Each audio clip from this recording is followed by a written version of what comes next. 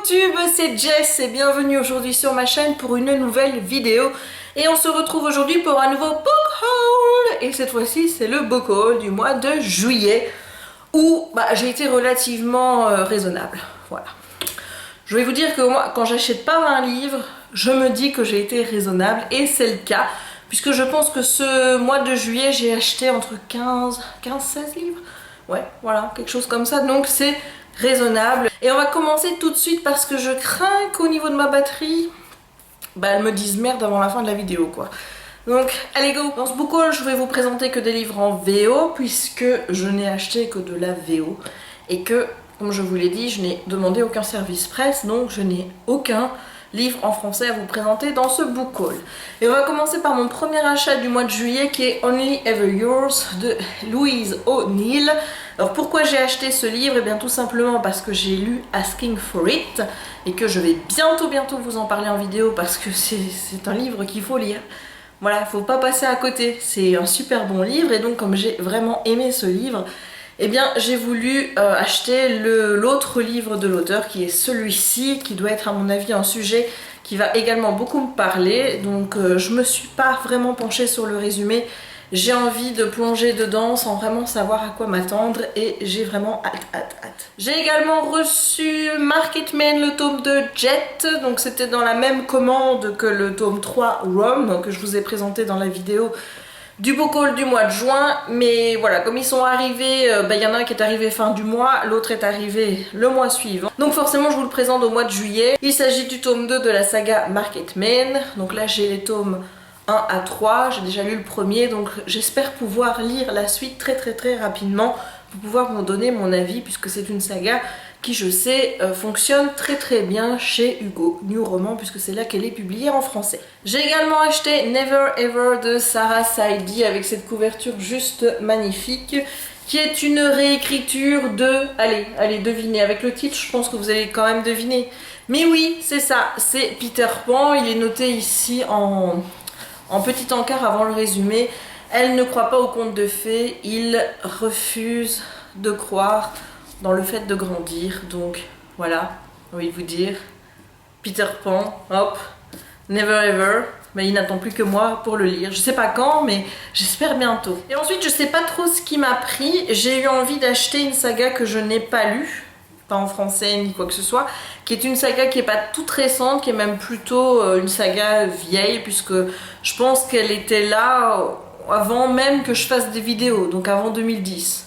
Donc vous voyez, c'est pas tout récent, et il s'agit de la saga Match de Ali Kandi. C'est une dystopie, je pense qu'il est question d'un monde où on contrôle tout jusqu'à vous assigner un partenaire dans votre vie. C'est une des toutes premières dystopies que j'ai connue en tout cas, puisque ça remonte aux années, comme je vous dis, 2009-2010. Je ne l'ai pas lu en français, et bien c'est une occasion de le découvrir en anglais. Donc premier tome, Match. Deuxième tome, Crossed. Et troisième tome, Reach. Bah oui, parce que moi, quand j'achète une saga, maintenant j'achète les 3 tomes d'un coup. Tellement plus pratique, n'est-ce pas? Voilà. Ensuite, j'ai regardé Margot sur la chaîne de Glose. Je vous mettrai la chaîne en barre d'infos. Glose est une application sur laquelle on peut lire des livres, un petit peu comme le fait YouBox. La différence, c'est que vous pouvez lire jusqu'à 10% de chaque livre gratuitement. Et si vous voulez continuer, là il faut payer de l'abonnement, mais vous pouvez au moins vous faire une idée sur le livre en lisant 10%. Et sur la chaîne de Glose, Margot parlait d'adaptation cinématographique qui était plutôt bonne. Et dans cette vidéo, en top, elle a parlé de La Vague de Todd Stratzer. Alors La Vague, c'est quoi? Eh bien c'est le récit de ce qui s'est passé dans une école aux États-Unis.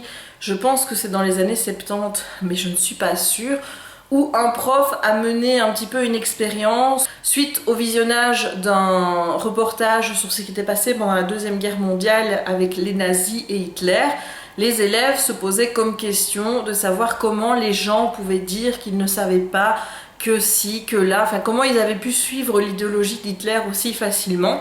Et ça lui a donné une idée, c'était justement de reproduire les principes d'Hitler dans sa classe pour voir si cet effet de masse allait se reproduire et son expérience, voilà.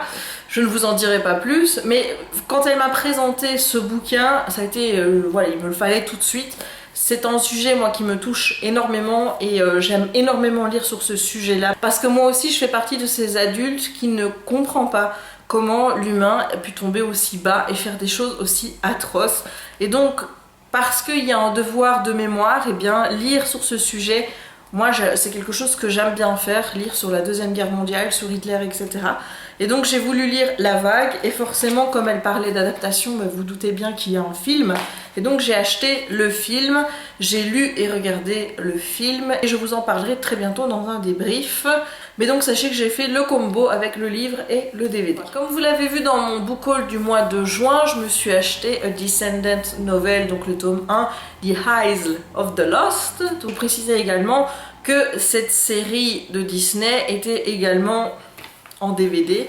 Donc du coup je me suis pris le DVD de Descendants et j'en ai profité pour prendre le tome 2 de Descendants, donc écrit par Melissa de la Cruz, qui est Return to the Isle of the Lost. Je n'ai pas encore lu ce deuxième livre, j'ai vu ce DVD-ci. Je vous ferai d'ailleurs un débrief sur le premier livre avec le DVD. Et celui-ci, je ne sais pas si j'attends que le deuxième téléfilm sorte ou si je le lis tout de suite. Voilà, je me pose encore des petites questions. Mais ça aussi, ça arrive bientôt en vidéo. Quelque chose d'autre a rythmé mon mois de juillet, c'est la découverte d'un personnage que j'avais dans ma palle depuis un moment, que tout le monde me disait qu'il fallait que je lise les livres parce que c'était très bien, et que je ne sais toujours pas pourquoi je ne m'étais pas décidée à le lire plus vite, mais voilà, cet été, ce mois de juillet a été propice pour moi à la découverte de cette saga, qui est la saga Percy Jackson. Donc en anglais c'est Percy Jackson and the Olympians. Donc j'ai déjà lu le tome 1 donc, de Lightning Thief. J'ai lu également le tome 2 de Sea Monsters. J'ai lu également le tome 3 qui est de Titan's Curse. Voilà, donc j'en suis rendue pour le moment au tome 3 sur les 5. Et évidemment, vous me connaissez, hein, sachant que j'allais avancer assez rapidement dans la saga, je me suis avancée dans l'achat de la suite. Parce que si vous ne le savez pas, Percy Jackson and the Olympians, c'est une saga de 5 tomes, mais l'univers ne s'arrête pas là, puisque Rick Riordan a publié une autre saga de 5 tomes qui s'appelle Heroes of Olympus, et... oui, j'ai envie de vous dire, hein, c'était couru. Oh, s'il vous plaît, arrêtez de faire les outrés, arrêtez de lever les yeux au ciel. Vous saviez bien qu'une chose comme ça allait arriver. Si je lisais Percy Jackson, c'était logique que j'allais acheter la suite. Voilà, j'ai pris les devants et donc j'ai pris le tome 1, The Lost Hero, le tome 2, The Son of Neptune, le tome 3, The Mark of Athena, le tome 4, The House of Hades, et le tome 5, The Blood of Olympus. Voilà. Donc, j'ai les 5 tomes, sachant évidemment que je vais également me prendre la saga qui a des rapports avec la mythologie égyptienne. Le premier tome, c'est la Pyramide Rouge, mais je ne connais pas le nom de la saga. Et qu'il y a également une autre saga sur des dieux nordiques qui est sortie avec un héros qui s'appelle Magnus Chase. Je vais l'acheter aussi. Et il y a une nouvelle saga qui est dans l'univers de Percy Jackson, mais qui, je pense, parle plus d'Apollo, se concentre plus sur Apollo, qui est The Trials of Apollo. Et là aussi, je vais l'acheter. Mais voilà, j'attends un petit peu d'avancer. Là, vous voyez que j'ai de quoi faire parce que c'est quand même des belles petites briques. Et au passage, forcément, vous allez avoir des reviews sur Percy Jackson aussi. Surtout qu'en ayant lu le 1, j'ai vu le film. Donc le débrief est déjà prêt. Et ensuite, j'ai lu le tome 2 et j'ai vu le film 2. Là, je ne sais pas si je vous ferai un débrief spécifique ou alors si je regrouperai avec les tomes, faire une vidéo pour les tomes 2, 3, 4, 5. Voilà, je ne sais pas encore, on verra bien. Ce sera son humeur du moment.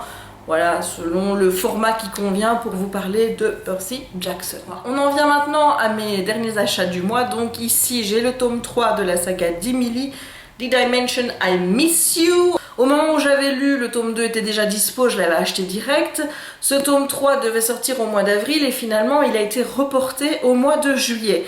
Donc quand j'ai vu qu'il y avait report, eh bien honnêtement ça m'a un peu refroidi parce que sachant comment j'étais à fond après le tome 1, j'avais pas encore envie de me remettre dans cet état à devoir attendre avant la sortie du tome 3. Donc vu qu'il y avait déjà un petit moment qui était passé pour le tome 2, je me suis dit tu liras 2 et 3 en même temps, voilà, hein, tu essaieras d'enchaîner. Donc maintenant j'ai la trilogie complète et je vais enfin pouvoir terminer l'histoire de Tyler et Aiden. Voilà, j'ai hâte, je vous avoue que j'ai hâte. J'ai vraiment hâte. Et le dernier achat du mois, c'est Partials de Dan Wells. Donc là aussi, c'est pas une saga toute récente, c'est une saga qui est sortie même en français. C'est une saga dont Nine a beaucoup parlé. J'avais envie de la découvrir, c'est une dystopie, hein, moi et les dystopies. Et là je me suis dit, bah écoute, hein, pourquoi pas, c'est peut-être le bon moment. Mais je m'attendais pas à ce que ce soit une briquette comme ça. Et en plus de ça, je ne vous dis pas comment c'est écrit, petit. Donc du coup, mon envie est un petit peu retombée pour ce livre, je vous l'avoue. Mais j'essaierai quand même de le lire assez rapidement. Et bien voilà, c'en est tout pour mes acquisitions du mois de juillet.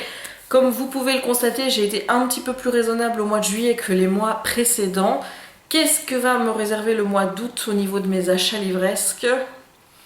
Je ne sais pas, je ne sais pas. Déjà là, j'ai une précommande en cours. Enfin, c'est pas une précommande, c'est une commande. C'est Harry Potter and the Cursed Child. Oui, parce que, voyez-vous, comme sur Amazon, à chaque fois que je veux commander les livres qui sortent, bien, je m'aperçois qu'ils ne sont jamais disponibles avant une semaine après. C'est vrai que je ne me presse pas pour faire mes commandes, des précommandes ou quoi que ce soit. Donc du coup, je l'ai commandé aujourd'hui et il sera en stock le 9. Donc je le recevrai pour le 14 quoi. Voilà, le 14 août. Donc il y a déjà ce livre-là. Il y a d'autres choses que j'aimerais bien m'acheter, notamment des sagas que j'aimerais bien compléter. Pas forcément des livres récemment sortis, mais des anciennes sagas que j'aimerais bien soit avoir en anglais, soit avoir tout simplement. Donc je crois que je vais plutôt me concentrer là-dessus et sur l'une ou l'autre sortie du mois d'août qui me plairait. On verra bien, je ne me suis pas encore penchée sur la question. Et bien voilà, en tout cas j'espère que cette vidéo vous aura plu. N'hésitez pas à me dire en commentaire si l'un de ces livres vous intéresse, si vous l'avez déjà lu, si vous l'avez aimé ou pas. Je dis toujours ça, mais en fait j'aime pas trop savoir si vous l'avez pas aimé en fait. Parce que si vous l'avez pas aimé, moi après ça me donne plus envie de le lire. Donc ce serait peut-être mieux que je vous dise juste, commentez si vous l'avez aimé. Point. Voilà. Si vous l'avez pas aimé, je préfère pas le savoir parce que sinon après je le lirai pas. Oui, je sais, je suis facilement influençable, mais qu'est-ce que vous voulez, c'est comme ça. N'hésitez pas non plus à me dire si vous avez envie que je lise un de ces livres en priorité parce que vous avez envie d'avoir mon avis. N'hésitez pas à laisser un petit pouce en l'air si vous avez aimé la vidéo et à vous abonner si ce n'est pas encore fait. Et moi, je vous dis à très bientôt pour une nouvelle vidéo. Ciao!